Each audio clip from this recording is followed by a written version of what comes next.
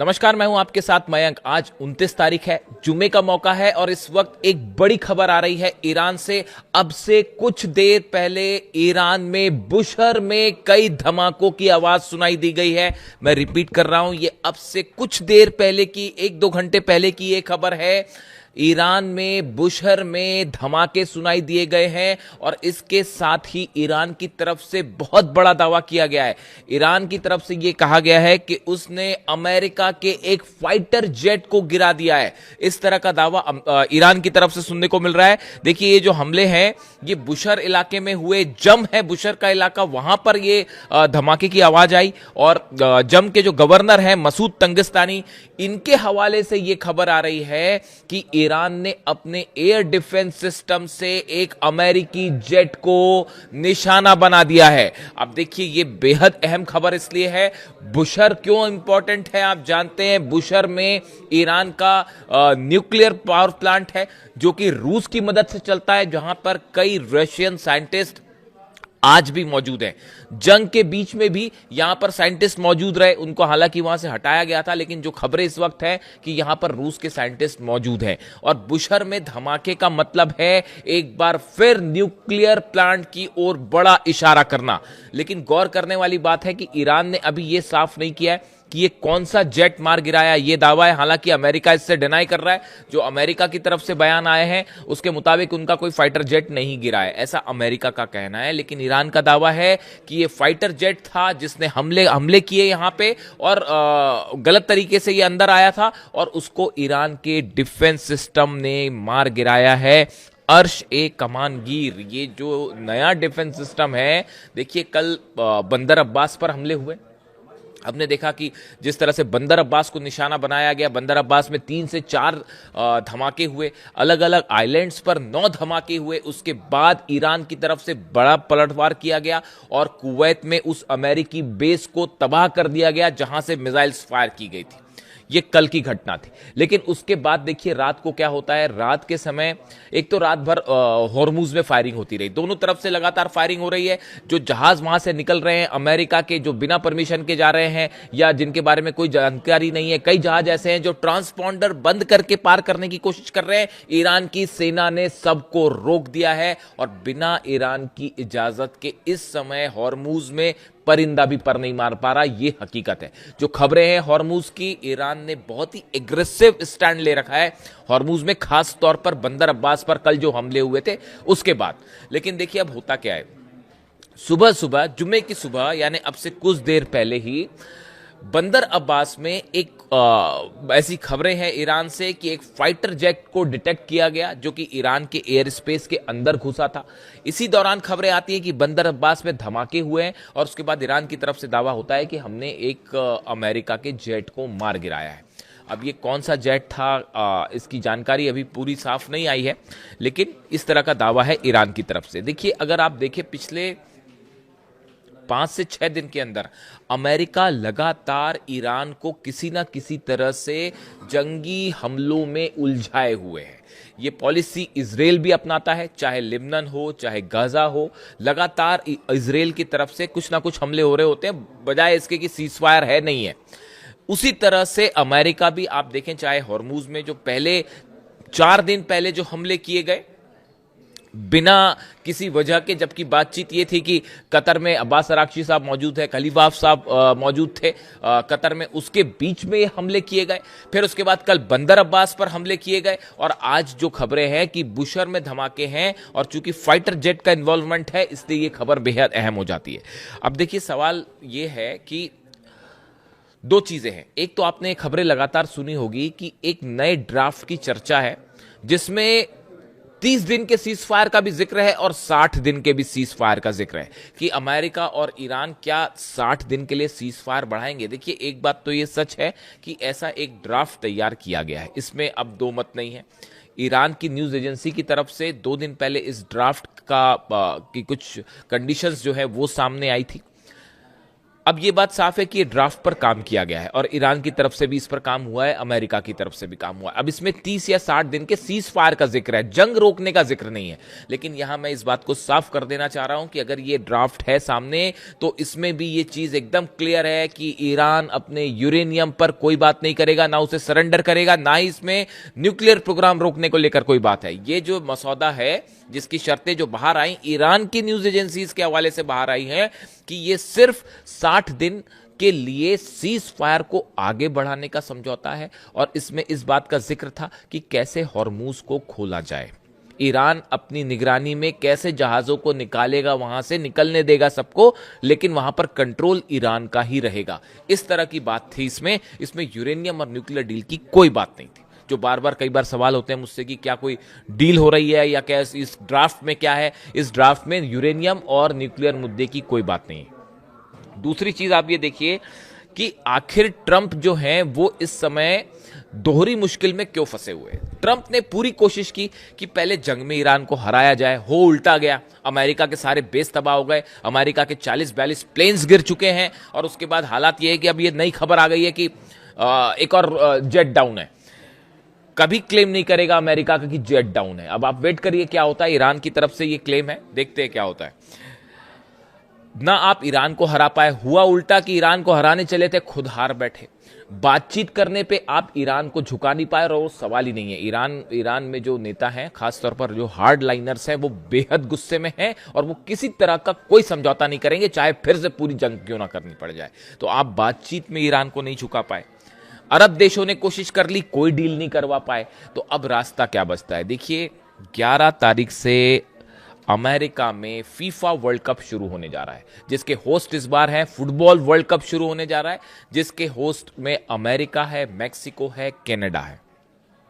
ऐसे में Donald Trump ये नहीं चाहते कि फुटबॉल वर्ल्ड कप के दौरान किसी तरह का जंग हो, किसी तरह के हमले हों। इसलिए डोनाल्ड ट्रंप ये चाहते हैं कि फुटबॉल जितने समय तक वर्ल्ड कप चले उस दौरान ईरान के साथ किसी तरह की कोई जंग ना हो।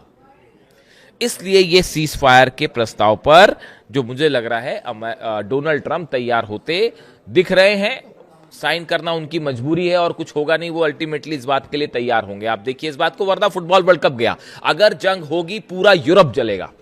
अगर इस बार जंग होती है, आप ईरान पर हमला करेंगे तो आप इसका नतीजा देखेंगे। ईरान की तरफ से साफ कह दिया गया है, आप इस बार 7 से 8 हजार रेंज वाली मिसाइल देखेंगे ईरान की, इसमें कोई शक नहीं है। और यह बात अमेरिका भी जानता है, इसीलिए बार बार कह रहा है कि यूरोप तक रेंज है, यूरोप तक रेंज है। आप मार्को रूबियो का बयान उठा के देख लीजिए, पीट हेग्सेट का बयान उठा के देख लीजिए। अमेरिका के तमाम एक्सपर्ट्स इस बात को बता रहे हैं कि इस बार यूरोप तक हमले हो सकते हैं और ऐसी सूरत में फुटबॉल वर्ल्ड कप तो गया, फिर भूल जाइए आप उसको। और यह अमेरिका के लिए बड़ा झटका होगा कि अमेरिका में फुटबॉल वर्ल्ड कप होता है और वो अमेरिका की पॉलिसीज की वजह से ही गड़बड़ा जाए। तो ऐसी सूरत में डोनाल्ड ट्रंप इस बात को नहीं चाहते, इसीलिए यह कोशिश है कि किसी तरह फिलहाल हालात को टाल दिया जाए और एक सीज फायर कर लिया जाए। लेकिन इस बात को ईरान के तमाम एक्सपर्ट, सिक्योरिटी काउंसिल के सदस्यों की ये राय है कि अगर ये जंग में सीज फायर होता भी है तो जैसे ही ये फुटबॉल वर्ल्ड कप खत्म होगा, अपनी सुविधा के मुताबिक अमेरिका फिर से हमला करेगा और इस बात के लिए ईरान तैयार है। और जिस स्पीड से ईरान में मिसाइल्स का मैन्युफैक्चरिंग हो रही है, ड्रोन्स की मैन्युफैक्चरिंग हो रही है, उसने अमेरिका को कहीं पीछे छोड़ दिया है। अमेरिका के थार्ड खत्म है, अमेरिका की टॉमहॉक्स मिसाइल्स को बहुत ज्यादा कमी आ गई है। ऐसी सूरत में अभी तक चीन और रशिया की तरफ से कुछ हो जाए तो काउंटर ना कर पाए अमेरिका, ये हालात खड़े हो गए हैं। अगले 4 साल तक लगातार जब थर्ड सिस्टम्स बनाए जाएंगे, पेट्रियट बनाए जाएंगे, टॉमहॉक मिसाइल्स बनाई जाएगी, तब वो जो डेफिसिट है वो पूरा होगा। ये खबरें हैं सोर्सेस के मुताबिक। तो ऐसी, और जबकि ईरान में आप देखिए धड़ाधड़ मिसाइल्स बन रही हैं और चीन से सप्लाई भी हो रहा है, वो कोई ब्लॉकेट नहीं रोक पा रहा। आप उठा के देख लीजिए, पता कर लीजिए, दुनिया के हर डिफेंस एक्सपर्ट इस बात को समझ रहे हैं। चीन की तरफ से बड़ी संख्या में, बड़ी मात्रा में मिसाइल्स बनाने का सामान जो है पोटेशियम परक्लोरेट तेजी से लगातार ईरान को सप्लाई किया जा रहा है, बंदर अब्बास पहुंच रहा है, ईरान के पोर्ट्स पर पहुंच रहा है। ये जो धमाके होते हैं, बीच बीच में खबरें आती हैं जो, वो उसी लोकेशंस को टारगेट करने की कोशिश की जाती है। और हालात ये है, देखिए कल जो मिसाइल फायर हुई, खुर्रम शहर फायर हुई, उस बात को लेकर कंफर्मेशन आ गया अब कि जो कुवैत पर मिसाइल फायर हुई वो खुर्रम शहर मिसाइल फायर हुई थी, और खुर्रम शहर को कोई नहीं रोक पाया। वो रोकने का मतलब ही नहीं था, लगे रहे अमेरिका के तमाम जो है जहाज खड़े रहे बीच में, रोक लेना था, रोक ले पाए आप, नहीं रोक पाए ना। अल्टीमेटली उसने कुवैत में उड़ा दिया बेस को, सीधा हिट किया मिसाइल ने। कुवैत का डिफेंस सिस्टम ड्रोन रोक पाया, ड्रोन रोकने वाली बात एक अलग होती है, पर खुर्रम शहर 4 को आप कैसे रोकोगे, वो गिरी जाके वहां से। तो ये बात सऊदी अच्छी तरह से समझ रहा है, ये बात यूएई अच्छी तरह से समझ रहा है।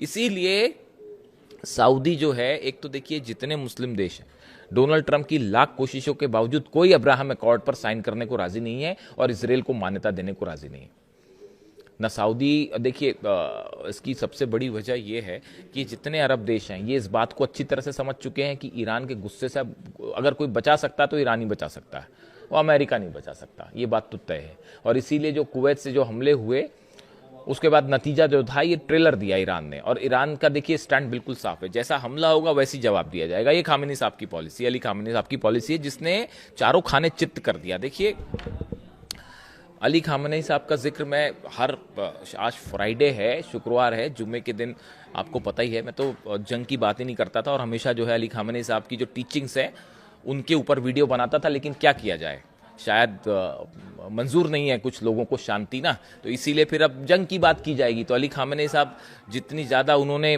शांति का संदेश दिया, जितना ज़्यादा उन्होंने जो है ज्ञान का प्रचार प्रसार किया, वो उतने ही अच्छे जो है वो मिलिट्री कमांडर भी थे।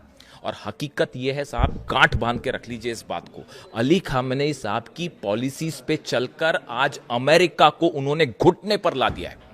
हर क्षेत्र में अमेरिका को आउटप्ले कर दिया है। पूरी दुनिया देख रही है इस बात को कि आपने जंग में अमेरिका को हराया, बातचीत में आप जो है वो अमेरिका पर भारी पड़ते दिख रहे हैं, और अब तो यह हाल हो चुका है कि अमेरिका की मजबूरी हो गई है सीज फायर करना। और इजराइल का क्या होगा साहब, वो तो अब भविष्य जानता है कि क्या होगा। पूरे मिडिल ईस्ट का पावर बैलेंस बदल चुका है। ईरान अब मिडिल ईस्ट का सबसे बड़ा पावर है, और मिडिल ईस्ट का ही नहीं, अब ईरान और इजराइल की तुलना नहीं हो सकती। अगर अमेरिका इजराइल की मदद करना छोड़ दे और ईरान और अमेरिका की जंग हो जाए, तो आप सोचिए इजराइल का क्या होगा। और हालात तो अब इजराइल और ईरान की तुलना ही नहीं है, अब तो मामला सिर्फ अमेरिका का है, और दुनिया के सबसे बड़े सुपर पावर का होना दावा करने वाले देश को ईरान ने घुटनों पर ला दिया है। और ये अली खामेनी साहब की एग्रेसिव पॉलिसी का नतीजा है। उनकी तरफ से बात हमेशा कही जाती थी कि अमेरिका की कमजोरी यह है कि अगर उसने आपके खिलाफ जरा भी एग्रेशन दिखाया, आप उससे ज्यादा एग्रेसिव हो जाएगी। अगर आप दबे तो और हमले होंगे आप पे जो है लगातार अत्याचार होंगे, लेकिन अगर आप एग्रेसिव हो जाते हैं तब अमेरिका जो है डोनाल्ड ट्रंप और अमेरिका पीछे हटना शुरू कर देते हैं। इसका एग्जांपल लेटेस्ट समझिए, 5 अलग अलग तरह की न्यूक्लियर मिसाइल्स फायर करी रूस ने यूक्रेन के ऊपर। पिछले आप 4-5 दिन की कहानी देखिए, जब लुहांस्क में बच्चों के स्कूलों पर हमला हुआ और वहां बच्चे मारे गए, उसके बाद पुतिन ने अपनी 5 न्यूक्लियर मिसाइल्स निकलवाई और कहा कि मारो कीव पर, और यूक्रेन पे धड़ाधड़ मिसाइलें गिरनी शुरू हुई। उसके बाद अमेरिका ने इस हमले की आलोचना करने की हिम्मत तक नहीं की। आप सोचिए, जितने यूक्रेन डिफेंस सिस्टम फायर कर रहा है, अपने जो मिसाइल्स फायर कर रहा है, यूक्रेन की तरफ से जो ड्रोन जा रहे हैं, ये सबके सब अमेरिका और यूरोप ही तो दे रहा है।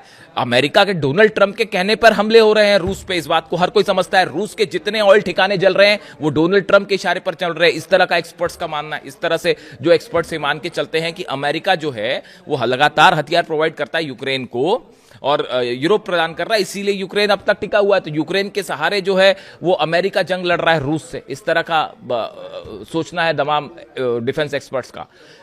रूस ने जहां अपनी न्यूक्लियर मिसाइल्स निकाली तो अमेरिका बैकट्रैक, वो जो है पीछे हट गया, उसने यूक्रेन का हमले पर आलोचना तक नहीं की। यही बात अली खामेनी साहब कहते थे। तो अब उसी पॉलिसी पर चल रहा है पूरा का पूरा ईरान, और ये जो छोटे छोटे क्लैशेस हो रहे हैं अलग अलग, ये जंग का रूप अब तब लेंगे जब फिलहाल ये वर्ल्ड कप वाला प्रोसीजर ओवर होगा। कम से कम नवंबर में चुनाव होने हैं, mid term polls, Donald Trump का बयान आया है कि हम देखेंगे, हमें उसकी चिंता नहीं है।